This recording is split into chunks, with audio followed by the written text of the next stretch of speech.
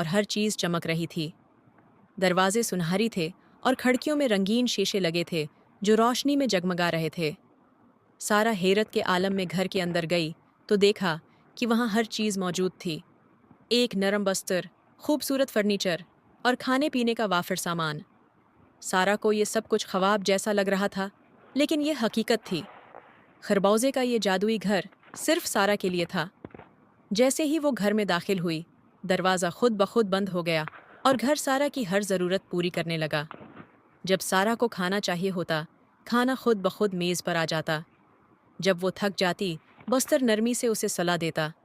ایک دن گاؤں کے لوگ سارا کو ڈھونڈنے نکلے کیونکہ وہ جنگل میں گئی تھی اور واپس نہیں آئی تھی۔